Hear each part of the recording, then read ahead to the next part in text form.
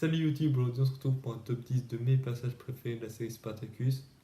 Ça faisait longtemps que j'avais envie de faire ça parce que c'est vraiment un concept que je trouve super et j'espère que ça vous plaira aussi. Et on commence tout de suite avec le numéro 10, Marcus Licinius Crassus. Crassus est un riche romain ayant été choisi pour mettre un terme à la révolte de Spartacus.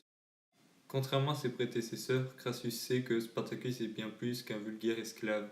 Et ça qui est beau, les deux passages se respectent malgré leurs différences et savent qu'il ne faut surtout pas sous-estimer l'autre. Même s'il peut parfois paraître cruel, Crassus est aussi un homme déchiré par son devoir et l'amour qu'il porte pour son esclave Corée. Que serait le monde sans les amis? Quelqu'un sur qui tu peux compter dans les pires moments. Il n'y en a pas tellement dans Spartacus, mais si on a bien, c'est Varro. Même s'il n'est présent qu'une seule saison, Varro représente un symbole fort. Il représente la lumière dans les ténèbres. Wesh, c'est trop beau, je pense que je vais le noter. Non, plus sérieusement, il montre vraiment que même si on a l'impression de vivre dans un monde de vrais salopards, on peut toujours compter sur certaines personnes. C'est parti pour le numéro 9 avec Denard. Pour être honnête, il faut pas grand chose pour que j'aime vraiment un personnage. Il suffit qu'il soit drôle à certains moments et que ce soit un bon combattant. Et honnêtement, il n'y a pas mieux que Denard pour ça. Si on a bien qu'il faut pas énerver, c'est Nomaeus. C'est un peu le surveillant de Ludus. Sauf qu'évidemment, normalement, le surveillant va pas vous péter à tronc si vous faites pas ce qu'il vous dit. Alors que lui, Nomaeus, je vous déconseille d'essayer. Ce qui est remarquable chez Nomaeus, c'est son grand sens de l'honneur, et c'est lui qui fera de Spartacus la machine à tuer qu'il deviendra plus tard.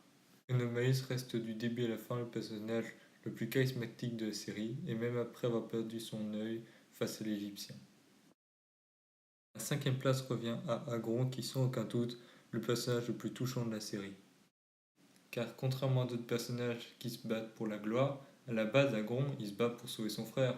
Bon malheureusement il échoue, mais à la mort de celui-ci il réussira à trouver un autre frère en la personne de Spartacus et il ne le trahira jamais même quand Crixus lui proposera de massacrer les civils romains qui sont pourtant liés à la mort de son frère. La cinquième place du classement revient à une femme en la présence de Saxa. J'ai toujours aimé les personnages de femmes combattantes comme par exemple Lakata dans Viking ou Saxa dans Spartacus. Saxa a montré ne rien avoir envie aux hommes en matière de combat et j'ai particulièrement aimé sa relation avec Canicus. Alors rien que pour ça, elle mérite la cinquième place. La quatrième place du classement revient à Ashur. Ashur a prouvé être le plus grand manipulateur de la série. Il était capable de s'en sortir parmi les gladiateurs, parmi les Romains, et malgré sa méchanceté, Ashur avait quand même un caractère attachant, et sa mort fut vraiment épique, donc c'est pour ça que je lui offre la quatrième place. On se rapproche de la fin du classement avec les trois premières places, et la troisième place revient à Spartacus, le héros de la série, connu aussi sous le nom du tueur de l'ombre de la mort et du faiseur de pluie. Spartacus est sans aucun doute le personnage de la série qui évolue le plus. Il passe de thrace à esclave, puis à gladiateur, puis à chef de la révolte. Ses motivations changeront également durant le conflit. Pensons au début qu'avant de laisser sa femme, il comprendra que le combat vers la liberté est bien plus important.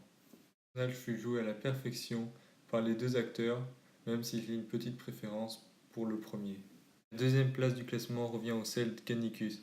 Canicus est le seul combattant de la série à avoir gagné sa liberté, et surtout l'un des seuls à savoir profiter de la vie. Sa mort dans la série fut sûrement l'une des plus tristes pour moi de toutes les séries confondues.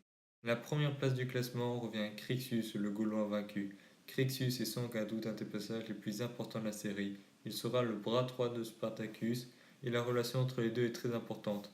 Car même si au début ils se haïssent, ils finiront par se considérer comme des frères et Crixus apprend à Spartacus à survivre en tant que gladiateur, mais Spartacus apprend à Crixus à vivre en tant qu'homme. Et on se quitte sur cette magnifique phrase. Je sais que c'est très différent des vidéos que je fais d'habitude, mais j'aimais bien ce concept. Je vais peut-être continuer, je sais pas. En tout cas, dites-moi dans les commentaires ce que vous en avez pensé. Et on se retrouve dans une prochaine vidéo.